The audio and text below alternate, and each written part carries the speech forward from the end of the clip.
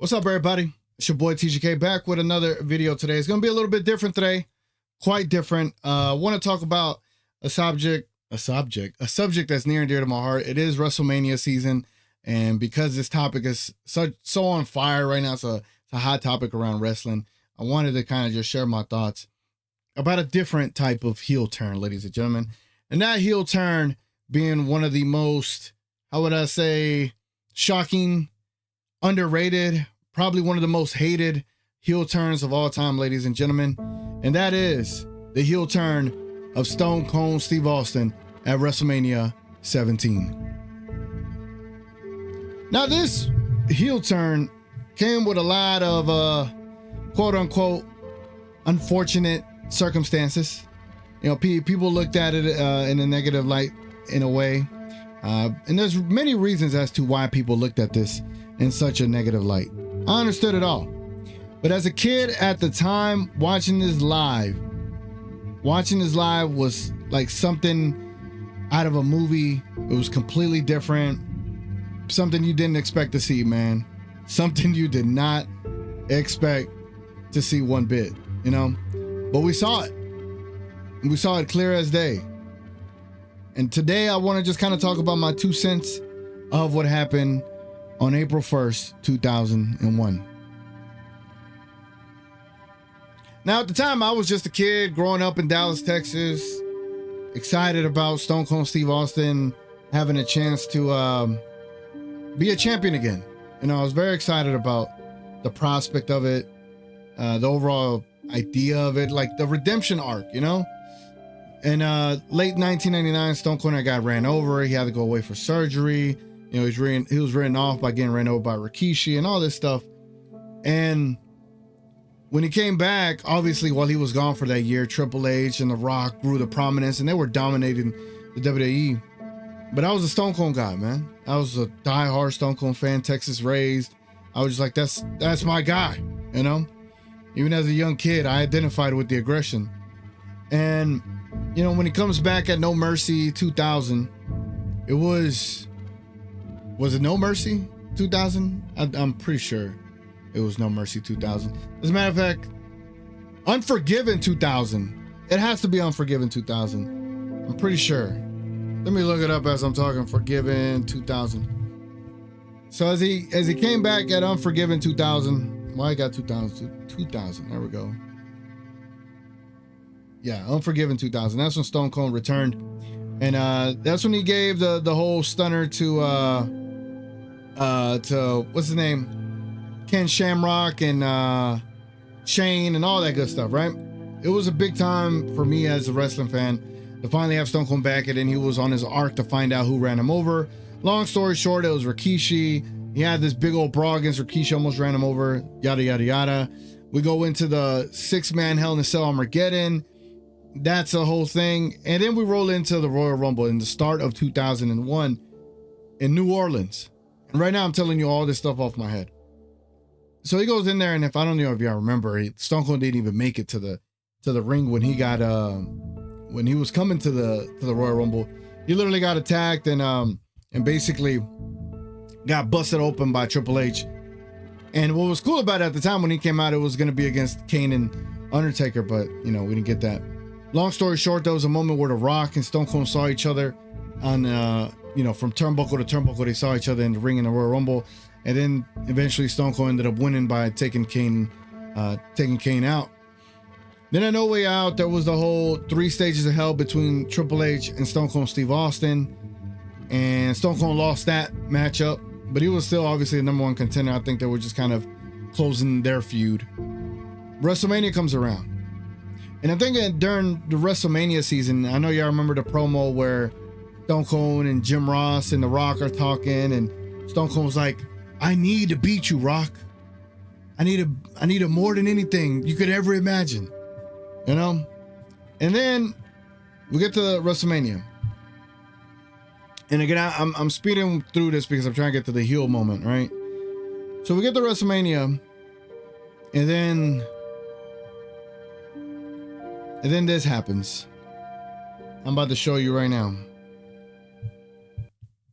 A moment that at the time no one thought would happen. Stone Cold Steve Austin shakes hands. Paul Heyman says Stone Cold Steve Austin had sold his soul. Makes me think about a current heel turn that's going on right now. John Cena has just turned heel as well and sold his soul for The Rock. Mind you, this is WrestleMania 17 back then, and a similar storyline is going on now, where Cena is selling his soul to an authoritative figure. For Stone Cold, it was Vince, who was a longtime rival of his, a hated rival of his. For Cena, it is the man that Stone Cold and Vince defeated. Stone Cold and Vince defeated The Rock in that ring at WrestleMania 17. I think it was 17 chair shots from Stone Cold Steve Austin to finally get the pinfall. But now, going into WrestleMania 41, John Cena is now selling his soul for The Rock. Crazy enough, right? And there's been a lot of hype about this heel turn, and I think we still need more time to see how this heel turn turns out. But right now they've hit the ground running, and they're on a great trajectory. But my thing about all of this is that I feel like Stone Cold's heel turn doesn't get a good rap. Stone Cold's heel turn gets a negative connotation towards it, right? And at the time when he shook hands with Vince McMahon himself and turned heel, obviously nobody wanted to root against Stone Cold Steve Austin. Unlike Hulk Hogan, where his shtick may have gotten a little bit too stale and too boring, and he needed do something different. Or with John Cena, same thing. People want him to turn heel. When the fans want you to turn heel, it's a little bit different. With Stone Cold, with The Rock leaving at the time after WrestleMania 17, Stone Cold was the only white hot babyface at the time. There was no other babyface. You can say Undertaker was a babyface, but not to the degree of a white hot babyface you would want. Undertaker's always been a tweener in a sense. And so with Stone Cold turning heel, obviously it was too soon because no one wanted him to turn heel at the time. And no one wanted to boo Stone Cold. That's why it didn't work. It didn't work initially. And I think because hindsight 2020, people look back at it as very negatively. But I feel like there was tons of great things that came out of this heel turn, right? One of them being when Stone Cold won the championship at WrestleMania 17, this was his longest reign as WWE champion. His longest reign as WWE champion at the time, and it was for 91 days. I know 91 days in this current climate is weird because people have championships for 3,000 days now. But Stone Cold's longest reign of 91 days happened in 2001. And when you think about Stone Cold's reign from 98 to 2001, 2002, 2003, honestly, the top dog window for Stone Cold was from 98 to 2001. And in the midst of that 4-year run, he missed a whole year. And that's why, like, the impact of what Stone Cold had was massive, bro. And in a short 4 years, he was able to save the WWE versus WCW. He was able to make WWE at the time pop culture and fit the theme of the 1990s and the rebellion against your boss and all this. And obviously being a Texan and drinking beer, like, it's everything about Stone Cold, the attitude, the no nonsense, I'm going to kick your ass. Every time you hear his music, you know there was no games being played. And it was just really tough for anybody to want to boo against that because that's what society wanted. And two, that's what Stone Cold made us believe in. We believed in Stone Cold, all right? Another good thing that came out of this heel turn was the comedy between him and Kurt Angle. I felt the comedy between him and Kurt was quite hilarious. Obviously, some of the skits with him and Vince McMahon, those were funny as well. But yeah, some great backstage segments, and it obviously helped Kurt Angle overall because then Kurt Angle was able to get out of his shell and also become a star himself in his own right. Some of the cons people could say, if there is anything, but this also falls under the comedy, is Stone Cold loving on Vince McMahon. The whole trying to impress Vince McMahon at all times and neglecting his wife. Like, it was funny, but also it just showed that Stone Cold was completely different than what he used to be. A betrayal of his own principles, right? Kind of like John Cena now. Cena sold his soul, and now he's going to be a betrayal of his own principles. And I think Stone Cold was trying to find that balance there. And again, for those that might get in the comments say it didn't work, I get you. I hear you. But to say the impact of it was nothing, or to say that the heel turn at the time when it happened wasn't impactful, I think that's just a disservice to Stone Cold. Stone Cold also helped stars, ladies and gentlemen. He did help develop stars to get into prominence in the WWE. He helped Kurt Angle, RVD, Booker T, which Booker T was already a star in his own right, but getting that Stone Cold rub helps a lot. And Chris Benoit as well. The battles he had with Chris Benoit, those helped too. And Y2J as well, having one of the greatest nights of his life, winning both of the titles against against Stone Cold and The Rock. Not to mention Kirk's Milkomania. Y'all remember Milkomania.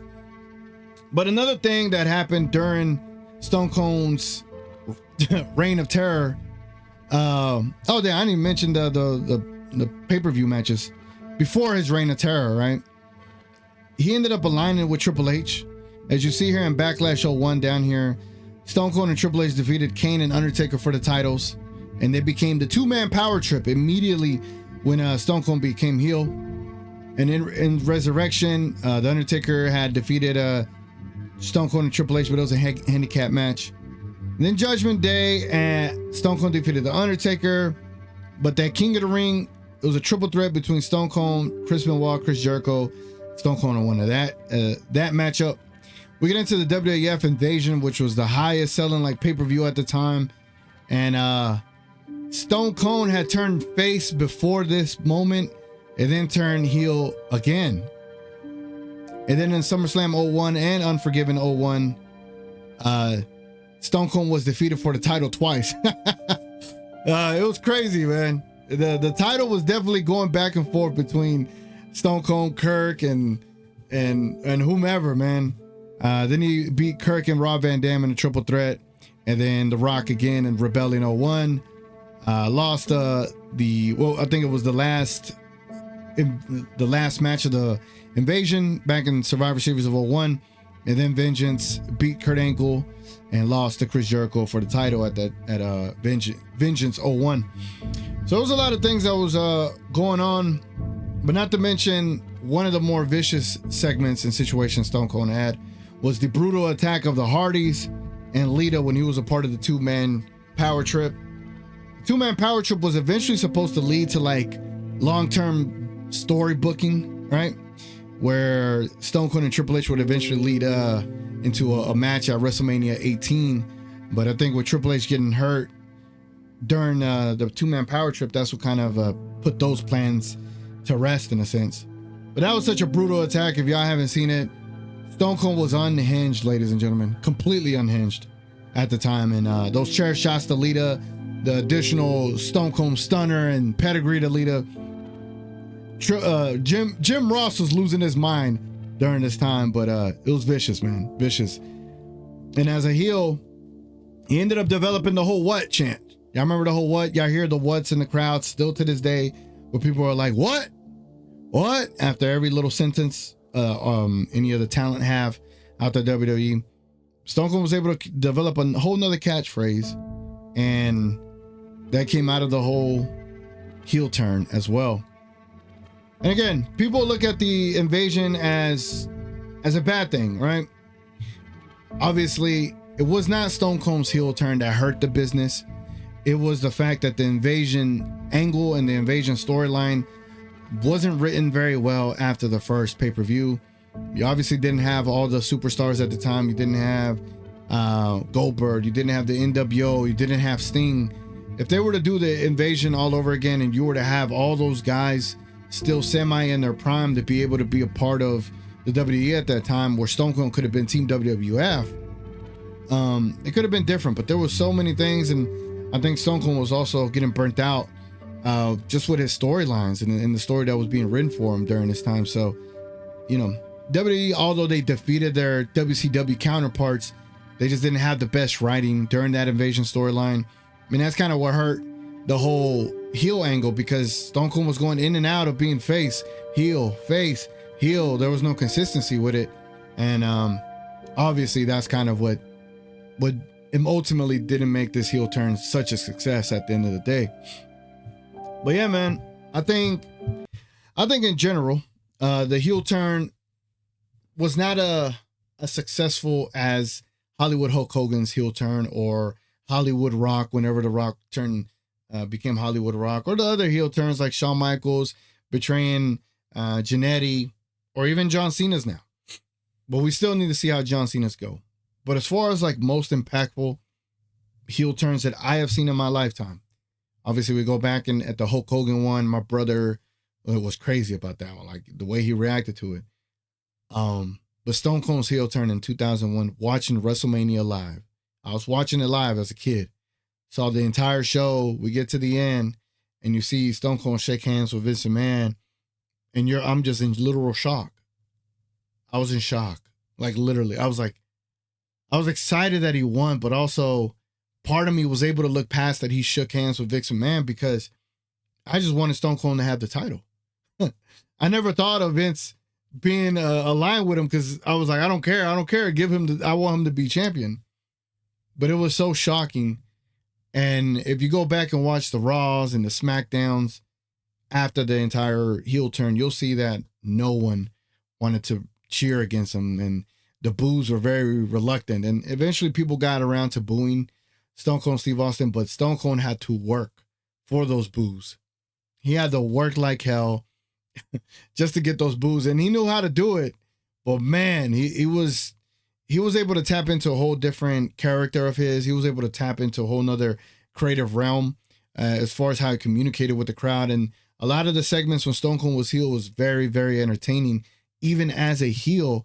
And that's probably the problem. It's just Stone Cold was such a entertainer, and being able to speak on the microphone in front of a crowd it's so captivating that it's really, really difficult to cheer against that man. And I just wanted to give that heel turn, my own 2 cents, share my own thoughts about it. As a kid, I just felt that was just as impactful as the John Cena one, as the Hollywood Hulk Hogan one. Obviously, people look at it differently. The business took a dip and they blamed the heel turn for it. But at the end of the day, I thought you were able to see a different side of Stone Cold Steve Austin. He was able to deliver some of his greatest matches. Honestly, if you look back, 2001 was probably the best year of Stone Cold Steve Austin in the matches that he has had. The triple threats, the Monday night matches with Kurt Angle, or SmackDowns, and all the matches that he had in 2001, those are some of his best ones. Not to mention WrestleMania 13 and 14 and, 15 and things of that sort, 19 as well. But 2001 was probably one of his best years from a wrestling standpoint, and just being able to put on a show on that mat. But overall, I just felt like this heel turn gets a lot of hate, and it's not getting any recognition either. WWE put out a top 30, and they didn't even have the Stone Cold heel turn as top 30. They had Brie Bella as number 9 for betraying Nikki Bella. I was like, what are we doing here, WWE? I know y'all trying to. I hate what WWE does. They try to eliminate their own history, and it makes no sense why they do that. But yeah, man, let me know what y'all think of the Stone Cold heel turn. Just wanted to share my own perspective. Let me know your perspective, what you think of the heel turn. Again, I admit and I understand it was not a successful one, but I thought it was just as an impactful one as the Cena and the Hulk Hogan turn was as well. Anyway, man, it's been your boy TGK. Let me know what y'all thought of this. There was no edits. This was all straight on. No cuts, none of that straight. It was just a straight one recording. Let me know how I did. If not, I'll go back to editing. Anyway, it's been your boy TGK. Appreciate y'all stopping by. Catch y'all on the next one.